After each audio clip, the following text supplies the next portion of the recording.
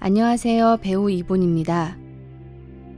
침몰할 위험을 무릅쓰고 목숨을 내걸고 배에 오르는 사람들이 있습니다.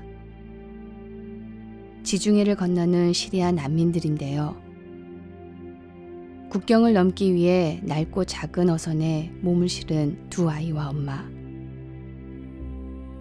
과연 무사히 바다를 건널 수 있을까요? Save the Children The Voice 에피소드 1. 아이들에게 뭐라고 말해야 할까요? 지금 시작합니다.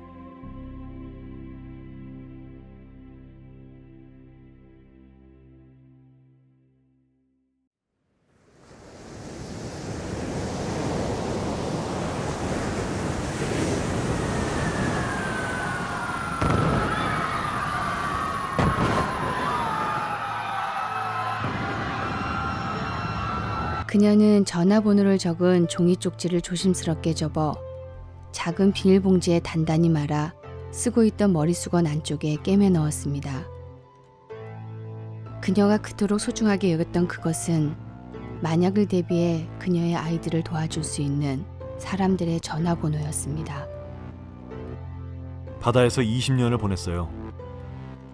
해양구조요원으로 있으면서 난파되거나 침몰하는 배의 선원들이나 수영이 미숙한 사람들을 구해보긴 했지만 많아봐야 한 번에 한두 사람이 전부였죠.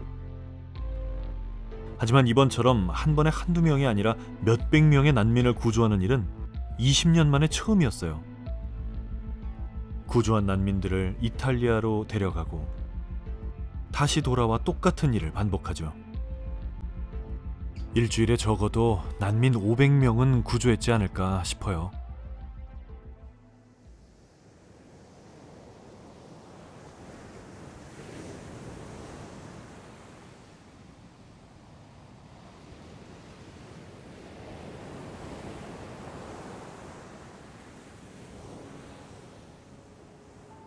몇 달간 어린아이들과 함께 사막을 떠돌았던 그녀에게 한 남자가 친절을 베풀었습니다.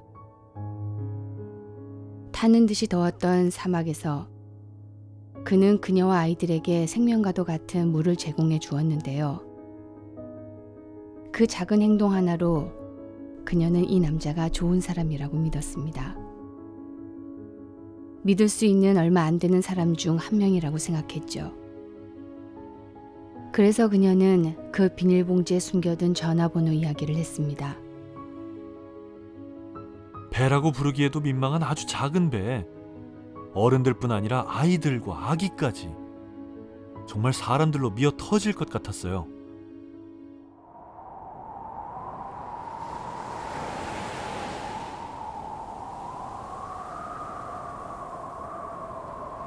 그녀와 아이들이 해변에 도착했을 때 그들은 어마어마하게 큰 바다와 어둠 속에서 번들거리는 파도를 봤습니다. 수백 명의 사람들이 해안가에 떼지어 모여 있었고 낡은 어석 한 척도 있었죠. 처량할 정도로 작고 금방이라도 부서질 듯한 배였습니다. 거친 손길과 고함 소리에 몰려 그녀와 아이들은 떠밀리듯 그 배에 올랐습니다. 점점 더 많은 사람들이 배 안으로 밀고 들어왔습니다. 그녀는 배 바닥에 깔려 꼼짝할 수가 없었어요. 고개조차 돌릴 수 없어 아이들을 볼 수가 없었습니다. 아이들의 이름을 외쳤지만 그녀의 외침은 그 밤의 혼돈 속에 파묻혀 버렸습니다.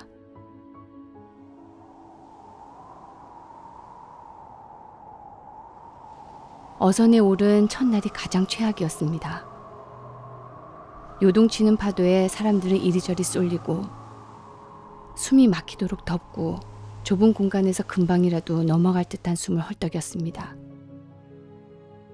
그런데다가 배멀미로 구토하고 땀과 아무 곳에서나 배설한 대소변 냄새가 뒤섞여 악취로 견딜 수가 없었습니다.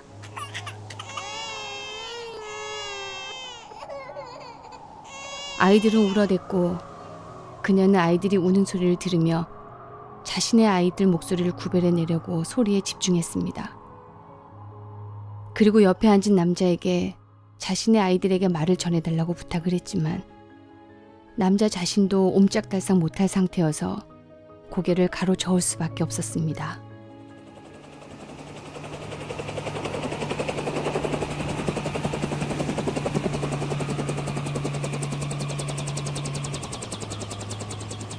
난민들이 탄 어선을 발견한 건 해양경비대 헬리콥터였어요. 배 위로 올라가 보니 수백 명은 넘어 보이는 사람들로 배가 가라앉지 않은 게 신기할 정도였어요. 갑판 아래에는 또 얼마나 많은 사람들이 있었는지. 배는 기름도 다 떨어진 상태로 표류하고 있었으니 아마 여러 날 동안 배를 탄 사람들은 이도 저도 못했을 거예요.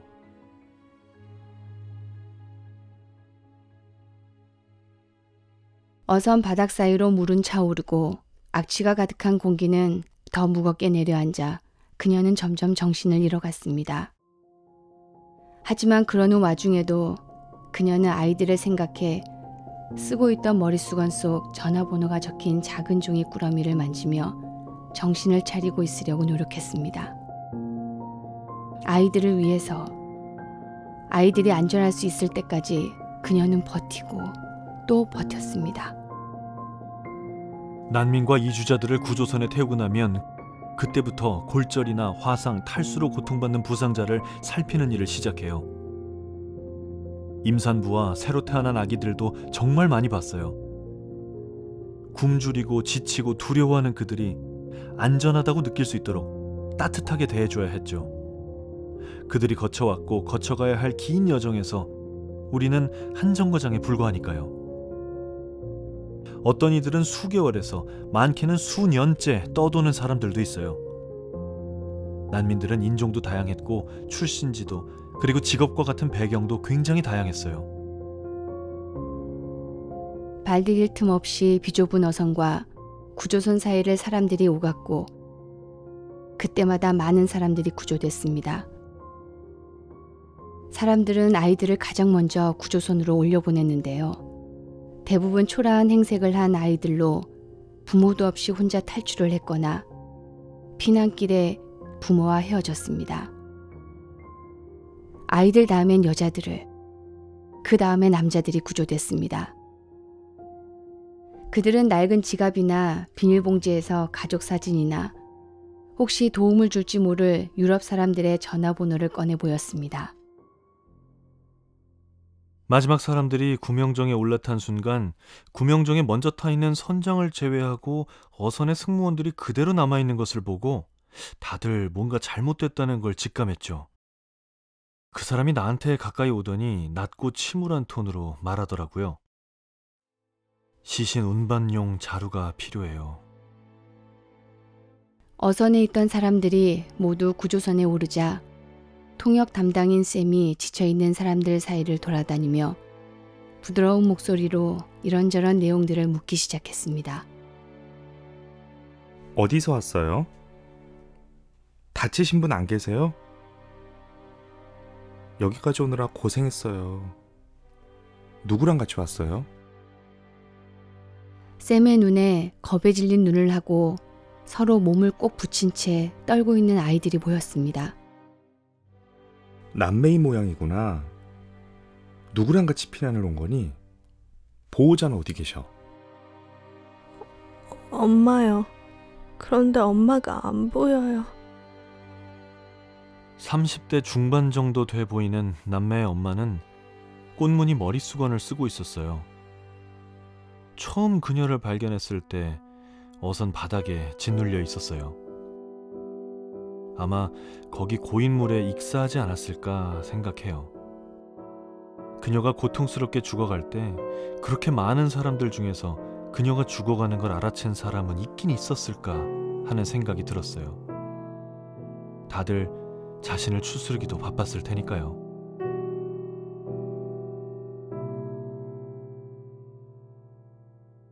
샘이 아이들에게 언제 엄마를 마지막으로 봤는지, 엄마가 구조선에 탔는지 물었습니다. 아이들은 고개를 가로줬더니 어둠 속에서 이리저리 떠밀리고 있는 텅 빈 어선을 가리켰습니다.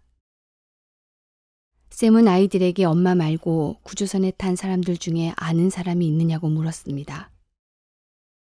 샘의 질문에 아이들이 언젠가 엄마가 말을 나눴던 남자를 가리켰습니다.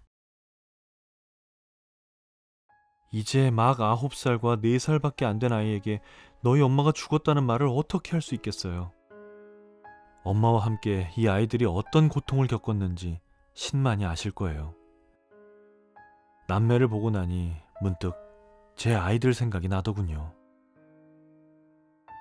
피난길에 엄마와 남매에게 친절을 베풀었던 남매가 가리켰던 그 남자는 아이들 아빠가 유럽에 있다는 것과 무슨 일이 일어날 것에 대비해서 아이들을 도와줄 수 있는 사람들의 전화번호를 써놓은 종이 조각을 비닐봉지에 담아 머릿수건에 꿰매 넣었다는 것을 구조원들에게 알려줬습니다.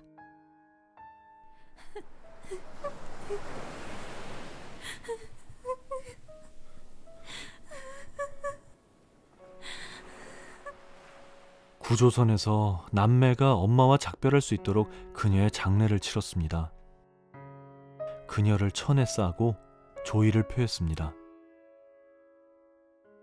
얘들아, 너무 슬퍼하지 마. 엄마는 돌아가셨지만 아빠를 꼭 찾을 수 있게 이 아저씨랑 많은 분들이 도와줄 거야. 아빠를 찾을 때까지 이 아저씨가 너희들을 돌봐주고 지켜줄 테니까 걱정하지 마. 알았지? 제이콥이 새끼손가락을 아이들에게 내밀었고 남매는 천천히 자신들의 작은 손가락을 제이콥의 손가락에 걸었습니다.